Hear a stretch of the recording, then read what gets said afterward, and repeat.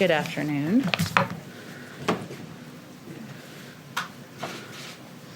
Just have a couple of items for you all at the top. I was a little worried about getting that mask off with the earrings. Okay, successful, good start.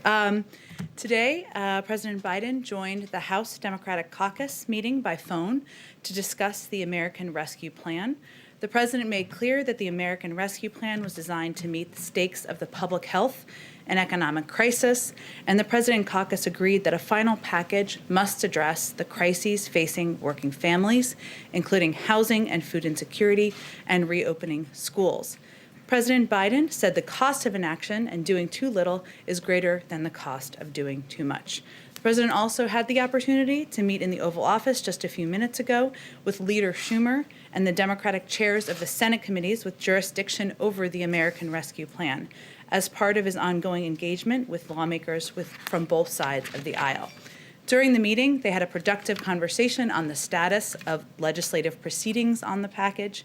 They were in agreement over the need to move swiftly to ensure that we get $1,400 direct payments to middle and working class Americans as quickly as possible, that we need to take steps to get immediate relief to the Americans who are struggling with food insecurity or facing eviction, and that we need to provide more resources to get shots into arms faster. The president and the senators were also in agreement over the need to go big and to meet the challenges we face with a response that will get the job done in beating this virus and in protecting our economy from long-term damage. During the conversation, the president and Democratic leaders also agreed to continue working to find areas of bipartisan agreement in an effort to integrate ideas and make the process as bipartisan as possible. There have been lots of questions from some of you and others about the differences between the president's plan, the Democratic plan, and the plan that has been proposed by 10 Republican senators. So I wanted to outline some of those specifics here for you. The president's plan would fulfill his pledge to finish getting $2,000 checks to hard-hit Americans and ensure that, for example, a kindergarten teacher making $60,000 a year isn't left without additional support. Their plan wouldn't provide that teacher with direct relief. The president's plan would give Americans who are out of work through no fault of their own a $400 weekly supplement and the certainty that it would last through the worst of the pandemic. Their plan would give unemployed Americans less money and therefore less certainty. The president's plan would keep hundreds of thousands of teachers, cops, firefighters, paramedics, and other public servants on the job. Their plan offers no money to state and local governments to keep people on the front lines of this fight employed. The president's plan would also assist the millions of families who are behind on their rent and facing potential eviction. Their plan wouldn't offer any support to these families.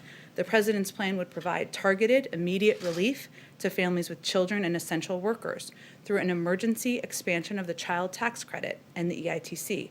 Their plan would deny relief to 15 million lower-income essential workers. The president's plan together would reduce the number of kids living in poverty by 5 million this year and cut child poverty in half. Their plan would likely leave millions of additional kids out. Just as importantly, the president's plan would make sure we have every resource we need to defeat this virus and get life back to normal, including $130 billion to help ensure our kids can go back to school safely, $20 billion to mount a nationwide vaccination campaign, $50 billion for more and better testing and critical funding to improve our ability to track and defeat emerging COVID-19 strains. I know that was a lot, but it's a lot of interest in this issue. Go ahead, Josh. Thanks so much, Jen. Two questions. President Biden told House Democrats today that he considered the $1,400 direct payment a promise that he can't break. At the same time, a new analysis from the Penn Wharton budget model suggests that 73% of those payments would go into savings instead of be spent in ways that could boost growth. I'm wondering, what's more important, to keep the promise or to ensure that the package does all it can to maximize growth? Well, first, on the Penn Wharton analysis, we've seen that analysis, and I've talked to our economic team about it, and frankly, I feel it's way out of step with the majority of studies on this plan, including independent analysis from the Wall Street firm Moody's, JP Morgan Chase, and the Brookings Institution. And the analysis concludes that our economy is near capacity, which would be news to the millions of Americans who are out of work or facing reduced hours and reduced paychecks.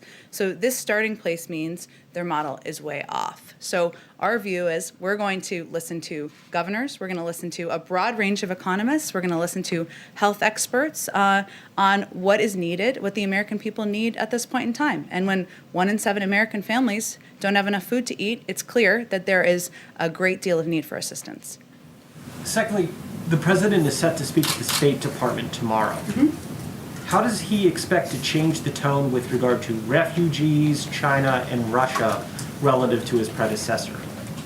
Well, first, I would say the president's visit tomorrow, which we rescheduled because of snow, is largely focused on his desire to thank the men and women who are Foreign Service officers, civil servants, who are the heart and soul of that institution and, frankly, our government. And I worked there for 2.5 years. It's an incredible place, and they've had many of them have had a challenging couple of years. But he will also, of course, talk broadly about foreign policy. How could he not if he is there? This will not be a lay down of his vision for every issue and every foreign policy issue. He will have plenty of time to do that. So I just want to kind of expectation set on what to expect for tomorrow.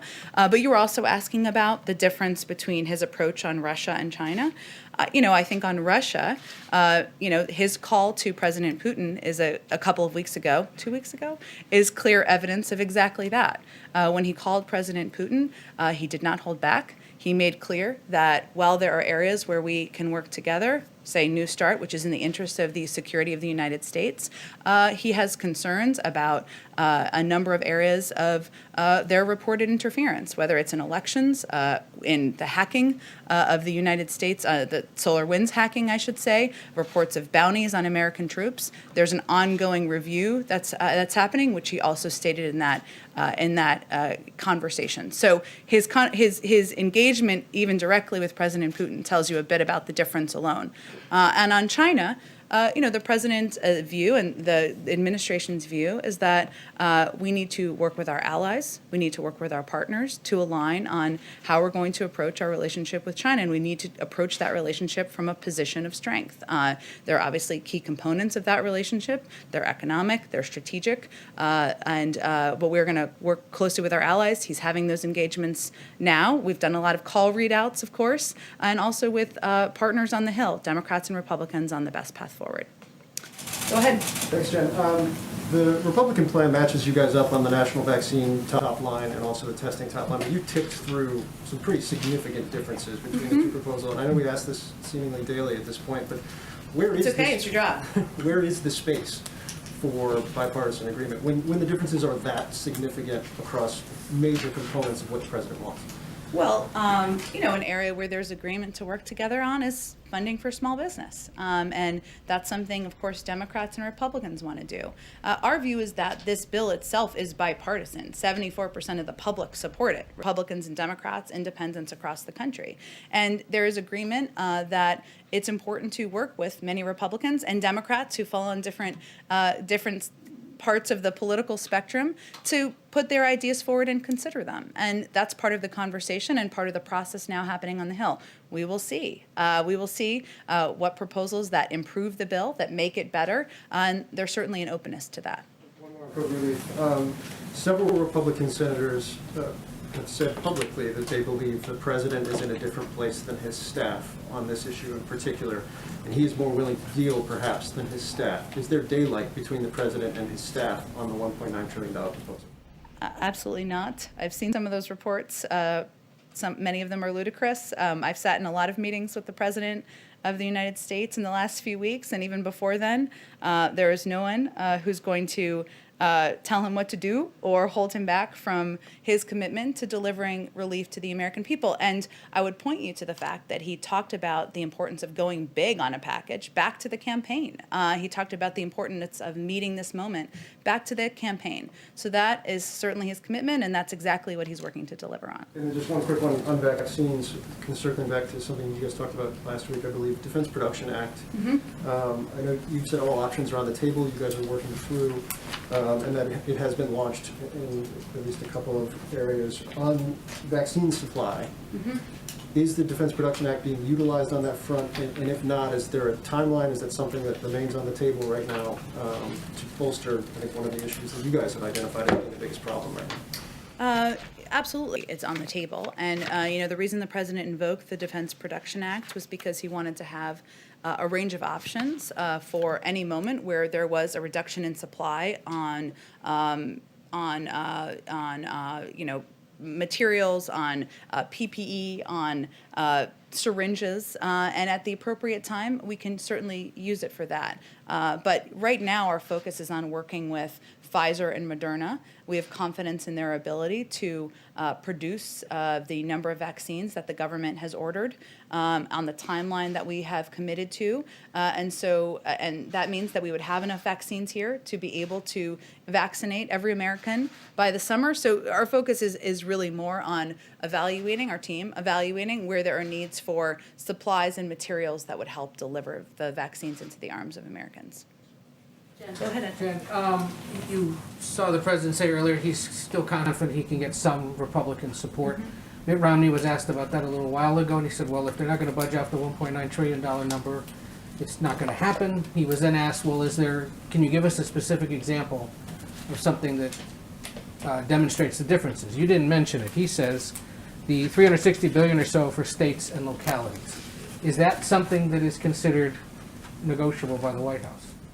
Well, I'd be interested, because I didn't see, so now I guess I'm asking you a question. What Senator Romney said about whether they would propose any funding for state and local. He said that the most recent reports show that the average state in America only lost about 1/10 to 1% of the revenue, so it should perhaps be adjusted. Well, they are not proposing any. So I would suggest, given that they also supported 160 or 180 billion in a package that move forward under the Trump administration, that's a place where we would certainly welcome an offer from their end on what state and local funding they'd support. One other on economic relief related to the pandemic. There was a full-page ad in the New York Times last week, put there by several prominent women, calling on the Biden administration to implement what they call a Marshall Plan for moms in the first 100 days.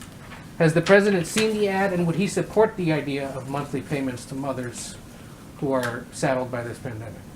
Well, as a mom myself, I can confirm for you that the conversation I have most frequently with friends on Zoom calls is about the impact of the pandemic on working moms across the country. And what the president has certainly concerned about, as we all are, is the fact that this has a disproportionate impact on communities of color, on women of color who are working, many of them working on jobs as frontline workers and playing vital roles in industries across the country.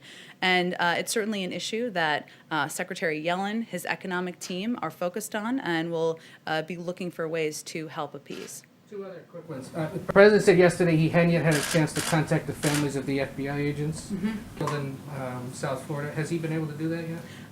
We will follow up with you after the briefing. I did not have a chance to ask about that before I came out here today. And then earlier today, Canada designated the Proud Boys as a terrorist organization, putting them alongside Al-Qaeda, ISIS, and Al-Shabaab. Does the U.S. plan to do the same? I had seen that, Ed, before we came out here, and I'd asked certainly our team to make sure we had a little bit of guidance on that for all of you. We, of course, have a review underway, a domestic violent extremism, I should say, review that's underway by our national security team to take a look at violence and this type of concerning group activity across the country. I expect we will wait for that review to conclude before we make any determinations. So no final decision? It's an ongoing review, and when it's concluded, I'm sure we'll have more to say about our view. Go ahead. Thank you, Jen. The top Republican on the House Armed Services Committee is asking you to apologize for some of the comments yesterday in the briefing room about the Space Force. Will you apologize? I did send a tweet last night. You may not all be on Twitter. Maybe they're not on Twitter. That said, we invite the members of Space Force here to provide an update to all of you on all of the important work they're doing, and we certainly look forward to seeing continued updates from their team. Big picture here, I mean, does the Space Force have the full support of the Biden administration, or is the president at some point perhaps going to try to get rid of it or in some way diminish it? They absolutely have the full support of the Biden administration. We are not revisiting the decision to establish the Space Force. The desire for the Department of Defense to focus greater attention and resources on the growing security challenges in space has long been a bipartisan issue, informed by numerous independent commissions and studies conducted across multiple administrations. And thousands of men and women proudly serve in the Space Force. As you know, it was established by Congress, and any other steps would actually have to be taken by Congress, not by the administration. One more space question. NASA's Artemis program, which was the Trump-era program to return American astronauts to the moon by 2024. What is the president's plan? What is he going to do with that program? Is he going to keep it intact? I am personally interested in space. I think it's a fascinating area of study, but I have not spoken with our team about this particular program, so let me see if we can get you a more informed overview of that. Okay, one more question, if I could. Sorry about the president's comments last night as he was paying his respects to the FBI agents that lost their lives or were injured. He said, by and large, the vast majority of these men and women are decent, honorable people. What did he mean by that, the vast majority part? That's exactly what he meant. Go ahead, Kristen. Thank you, Jen. President Biden has been very clear that one of his core promises to the American people is to try to unify this country. How can he take steps to unify the country while the impeachment trial is going on next week? Well, he can focus his efforts, which is exactly what he's doing, on delivering necessary relief to the American public and using his forum to talk about how he's going to reopen schools, how he's going to get shots in the arms of Americans, how he's going to ensure that the 1 in 7 American families who are concerned they can't put food on the table can do exactly that. That's how he's spending his time as we started this briefing, and how he will continue to spend it moving forward. What's his message to Republicans who say that the very trial itself undercuts any efforts at unity? He invites Republicans to work with him on bringing relief to the American public, and that's why he invited them here, many of them here on Monday, and why he will continue to engage with them moving forward. Talk about his agenda. President Biden has been signing executive orders, speaking to the American people almost on a daily basis. Obviously, the focus is going to shift to the Senate next week. How concerned is he that the Senate trial will undercut his momentum? I think the president has been clear. There's an urgency to delivering relief to the American people, and it's important and vital that the House and Senate work quickly to get this bill passed. Get wrapped up within the week when you say quickly? I'm not giving a deadline. I'm just conveying what he has stated many times publicly, and we are confident they have the ability to walk and chew gum at the same time. One more question. There's discussion on the Hill about stripping Congresswoman Marjorie Taylor Greene of her committee assignments. Does President Biden believe that she should be stripped of those assignments? We've resisted speaking of her in this briefing room, and I'm not going to do that today. Why not wait on her assignments, though, Jen? Because it's up to the Hill to make that determination. Go ahead. Thank you, Jen. Nandita with Reuters. President Biden has always expressed support for unions, and in fact has distributed a plan to kind of strengthen worker organizing around the country. There are thousands of workers at an Amazon facility in Alabama that are currently gearing up to cast a vote and potentially form a union inside the company. This will be the first of its kind inside Amazon. Does the White House and President Biden support their efforts to organize and form a union? As you've noted, the president is a strong, longtime believer and supporter of the efforts of labor unions and workers. I have not spoken with him or our economic team about this particular report, nor had I seen it before I came out here. If there's anything more to provide you, we're happy to follow up with you directly. And I did have another question on Secretary Yellen calling for a meeting with top financial regulators on GameStop. And we understand the meeting is likely to happen this week. Will the meeting be held on Thursday? And will the focus really be on whether Robinhood treated retail investors unfairly over large institutional investors? Well, I would send you to the Treasury Department for any specifics on the timing of the meeting or the focus of the meeting. For any of you who have not seen this report, Secretary Yellen has called a meeting with the SEC, FRB, FRBNY, and CFTC. She believes the integrity of markets is important and has asked for a discussion of recent volatility in financial markets and whether recent activities are consistent with investor protection and fair and efficient markets. That will be the focus of the meeting, but for more details, I would certainly send you to the Treasury team. Go ahead, Jennifer. Any update on the release of the White House visitor logs? Either were you able to figure out if you can technically access the Trump administration visitor logs? I was. We cannot. That is under the purview of the National Archives, so I'd certainly point you to there. And in terms of the our plans to release the visitor logs, we do plan to do that on a quarterly basis, just as the Obama-Biden administration did as well. And then one other thing also on unions, Mitch McConnell was critical today of giving generous funding to school districts where the unions are not allowing the schools to open. Do you have any reaction to that? I would say that the purpose of giving funding or supporting funding and getting it to school districts is to ensure that teachers are safe, that kids are safe, that there is necessary PPE, that there is ventilation in the school, that there is the environment that allows for children to return safely. And that is the president's focus. That's why he also wants to reopen schools and wants them not to just reopen, but wants them to stay open, which as a mom, that is pivotal. But he knows it's essential that it's done in a safe way.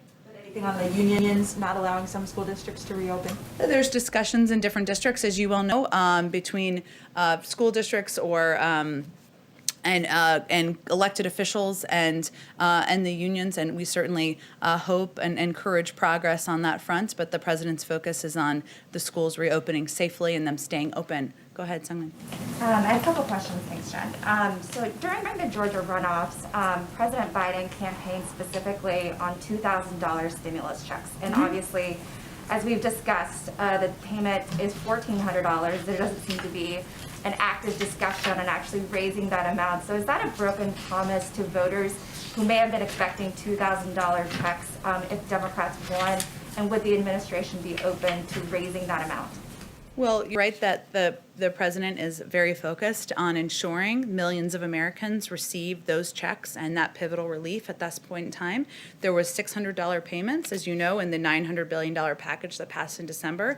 This is $1,400. Together, that's $2,000. So it would be delivering on the promise he made, and it's something that he is firmly sticking by. Another question on immigration. The Biden administration has extended protected status for Syrian nationals. Obviously, the Trump administration cut off TPS protections for many other countries, such as El Salvador, Nicaragua, and Haiti. So does the administration plan to reinstate those TPS protections for those countries? It is all under review at this point in time, and obviously the president has talked about his own commitment to reinstating TPS in certain cases, but it has not. The review has not been complete at this point in time. Go ahead. Thanks, Jen. Earlier today on the call with House Democrats, the president talked about better targeting the stimulus checks. I'm wondering if you could just explain what he meant by that and what might be under consideration. Sure. Well, as we've said in here a few times, but I know this is an ongoing process. You know, the president, having served in the Senate for 36 years, fully recognizes that the bill he proposed, that he did a primetime address on 2 weeks ago, that may not look exactly like the bill that comes out, and he knows that. That's part of the legislative process. So further targeting means not the size of the check. It means the income level of people who receive the check, and that's something that has been under discussion. There has been a conclusion, but certainly he's open to having that discussion. And I also want to ask, in the previous administration, often when coronavirus cases came up in the White House, people tested positive, it came out in the news media. I was wondering if this White House has a policy on releasing information about people who test positive in the White House or in the administration who have contact with White House officials. Sure. Well, if for anybody who covered the campaign, and I was not on the campaign, but what they tried to do was be very transparent about anyone who had any contact with, would have been in close proximity to the president or vice president, and release if they had a COVID positive test. And so we will certainly model that transparency if and when that occurs here, and venture to provide accurate and up-to-date information as quickly as possible to all of you. Not through the media, but directly. I mean, you are the media, but you know what I mean. Go ahead. Hi, thanks, Jen. I have one question and then one from a colleague who can't be here due to social Sure. distancing. The CDC director is saying that the vaccination of teachers is not a prerequisite for safe reopening of schools. Does the White House agree with this? And should states be prioritizing teachers over other essential workers in the vaccine line?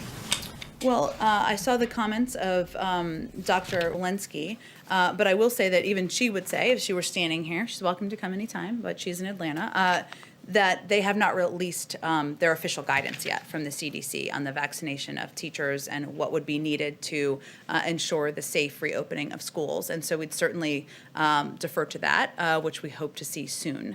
The president himself has talked about the importance and the priority of vaccinating teachers, and in most states, they're in the 1B category of vaccination. But it is up to states to determine prioritization. Obviously, there's federal guidelines, and we work closely with governors, but we leave it to them. But certainly, ensuring teachers are vaccinated, prioritizing teachers is important to the president. And this is from a colleague. Oh, sorry, go ahead. Yeah, following the 2020 election, 28 states have brought forward 106 different bills related to voting access, according to the Brennan Center for Justice. Is President Biden keeping track of those efforts, and will he talk with states to ensure Americans aren't restricted from voting in future elections? Well, the president's priority is certainly ensuring, and the vice president's priority is certainly ensuring more people, not fewer people, have access to voting, and that it is easier, not harder, to do that. We saw some examples of voting by mail or early voting, given COVID, that could be models for the future. It's certainly an issue he's following, and his team keeps him abreast on. I don't think there's been an update since he was inaugurated to him, but it's certainly an issue he cares personally about, as does the vice president. Go ahead and back. Yeah. Good afternoon. Owen Jensen with EWTN Global Catholic Network. President Biden has stated he wants to unite the country. In the first 2 weeks he's been in office, however, and much to the great disappointment of pro-life Americans, he has revoked the Mexico City policy. He has ordered a review of Title X and issued a statement strongly supporting Roe v. Wade. Is the president going to make any effort to reach out to pro-life Americans in his administration? Well, those have long been the president's positions, and he certainly was just restating them and delivering on promises he made on the campaign trail. But the president will reach out to all Americans, and that is how he's going to govern, what he talked about in his inaugural address, and he has every intention of delivering on that promise. If I may follow up on that, will he, you described him as a devout Catholic, will he use his faith to guide him in any policy decision making? He does attend church nearly every weekend, and that's something that's important to him personally and to his family. And he's talked about the impact of his faith on healing and everything he's been through as a human being. So certainly it's a guide to him as a human being. Go ahead. Thanks. Earlier you mentioned a number of topics that Presidents Biden and Putin had discussed. One that you didn't mention is the two Marines who are imprisoned, Trevor Reed and Paul Whalen. Trevor Reed from Texas had an appeal today in Moscow. The U.S. ambassador called his conviction a mockery of justice. What is the U.S. doing to secure their release, and do you consider these two Marines to be hostages?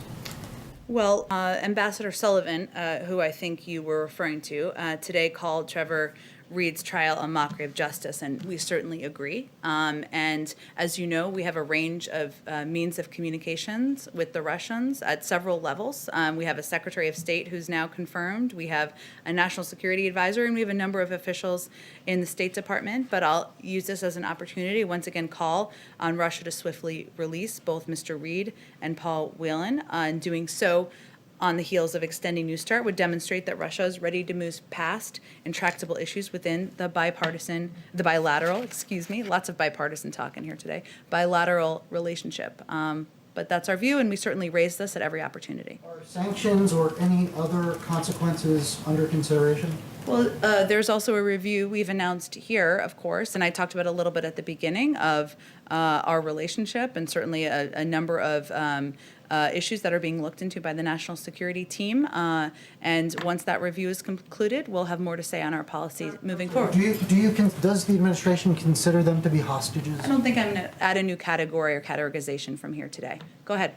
Jen, I want to follow up on ventilation in the schools in terms of reopening them safely. How exactly does the White House see that playing out? Is the president saying that no school should be reopened unless they get a brand new or renovated ventilation system?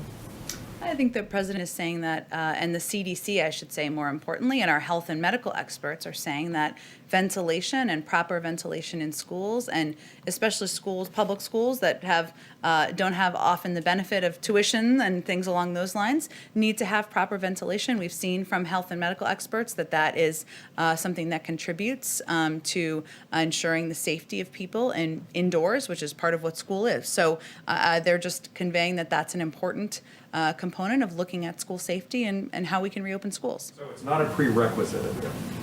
Well, there haven't been prerequisites set. There have been broad objectives that have been set by the CDC and others. They have also not put out their specific detailed guidelines yet, and we'll look forward to seeing those and abiding by them and communicating about them from here. Go ahead, Josh. The president has said he really wants to protect the middle class. And I'm wondering, when it comes to things like direct payments, what's the income range by which you define the middle class? Like, how much does someone who's middle class, how much do they earn? What's the range? Well, there are ranges in the bill, as you know, that are what the president proposed and what he outlined during his primetime address. I don't know that he looked at the bill as his own personal definition of the middle class as much as a definition of the people who need help the most. So that's that bill is the rough range and how you're thinking about it? I think I just said it's not the definition. He wasn't looking to answer the economists around the world on how to define and why he's so focused on ensuring those checks go out to the American people.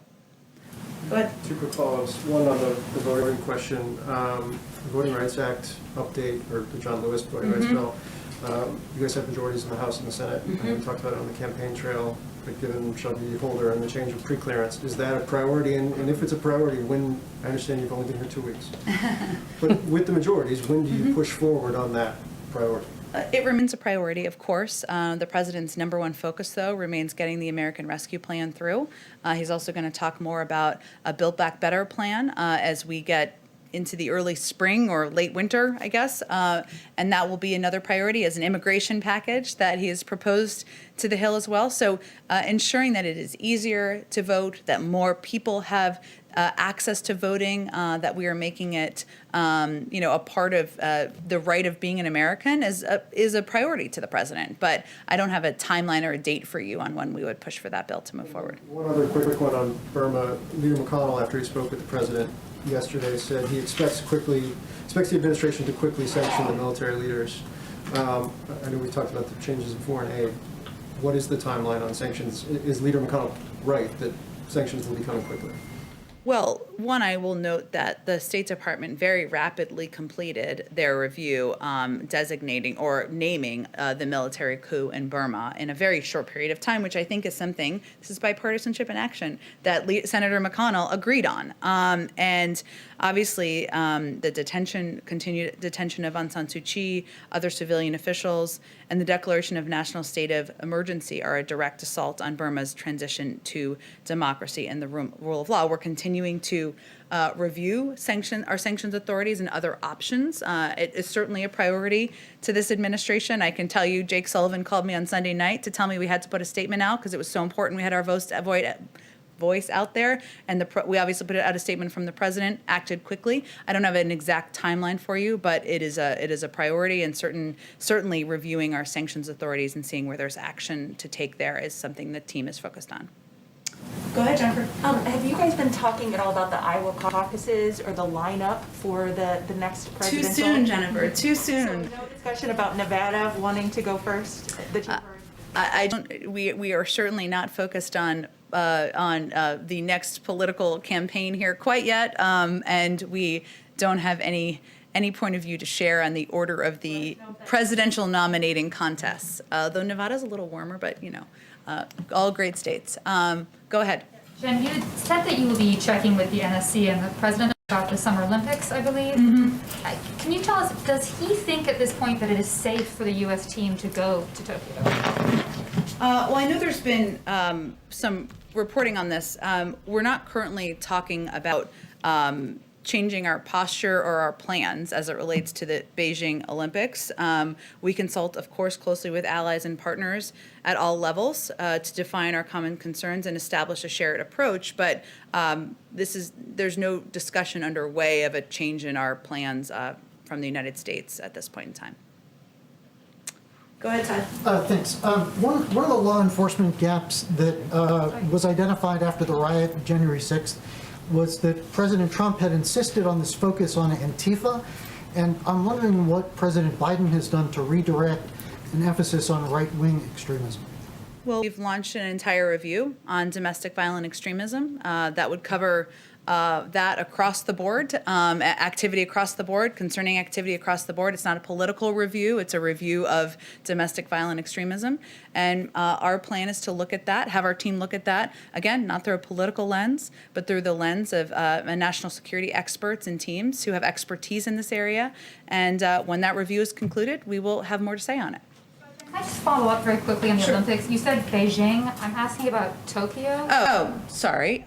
There's a lot of Olympics questions going on. Does the president think that it is safe for U.S. athletes this year? Again, nothing has changed about our plans. And I would send you to the USOC to discuss anything further on plans for athletes. Kristen, go ahead. Thank you for that clarification, too.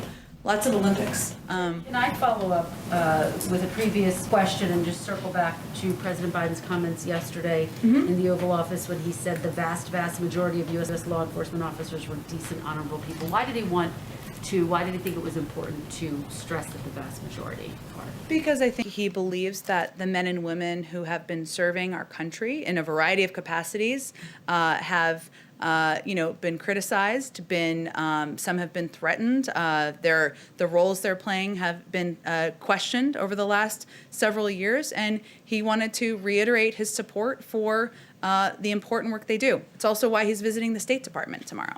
But not to say that all of them are. I mean, he made that delineation. Well, I think the point he's making is that despite reports of individuals in different areas who may have done things that are problematic, that the vast majority of men and women serving in our law enforcement roles, serving in civil service roles, serving in roles across government, do vital and essential work for the American people. Go ahead. Thanks. Sebastian Smith, AFP. So I know, I remember your mask. Yeah. It stands out. It has flamingos on it, in case anyone's wondering. I'm the flamingo guy. Too late. Uh-oh. Sorry about that. I'm gonna owe you a drink later. Sebastian Smith, flamingo guy. There you go. Okay. Again on sanctions, this time on Russia, is there any discussion of targeting people close to Putin over what's happening with Navalny and the opposition there? And has the president talked to EU allies about this? The president has certainly spoken with a number of European allies about a range of issues of mutual interest, of course, including Russia. In terms of what options may exist or what options in terms of a response may exist, the president, of course, reserves the right to respond in the manner and course of his choosing at any point in time. But we're going to let this review complete, and then our policy teams will make decisions about any specific steps they'll take in response. Just a little one related, but not exactly the same.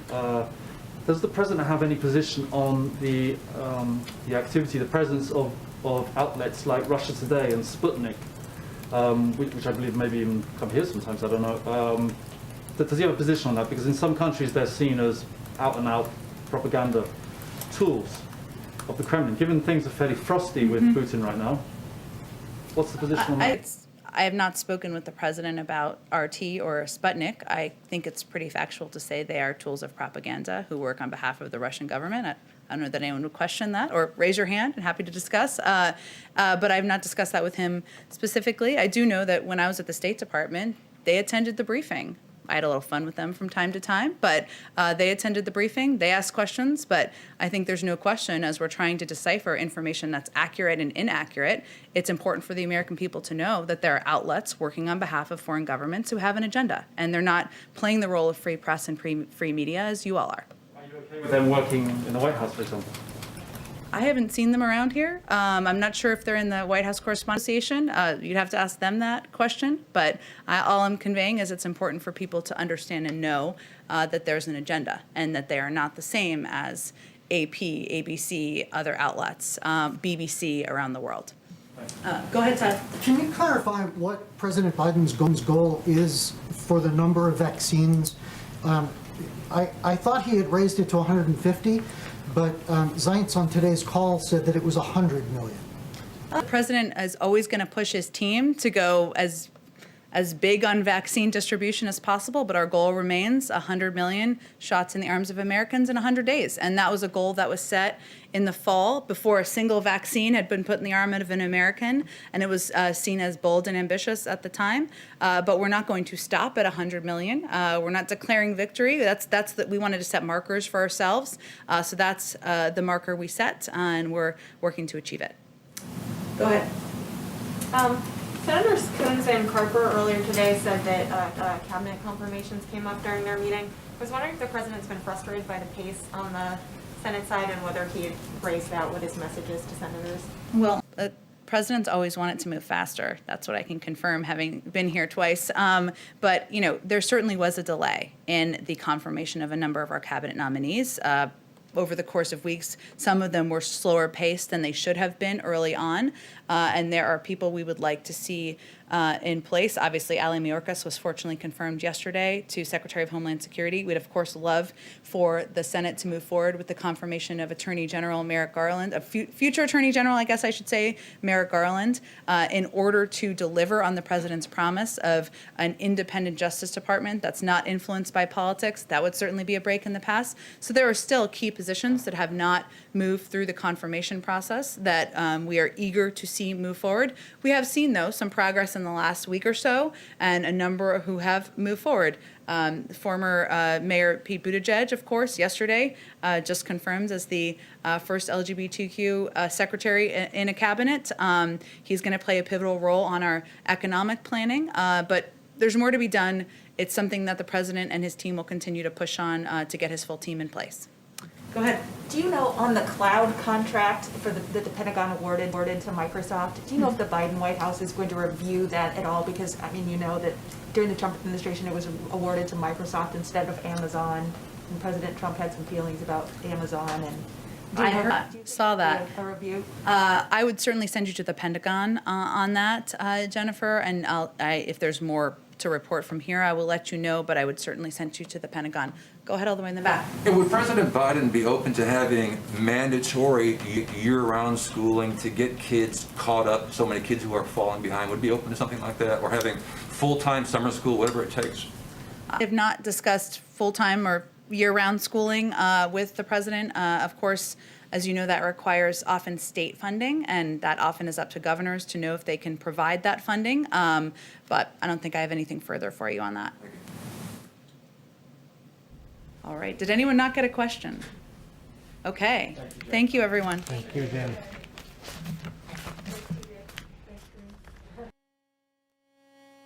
You sat here.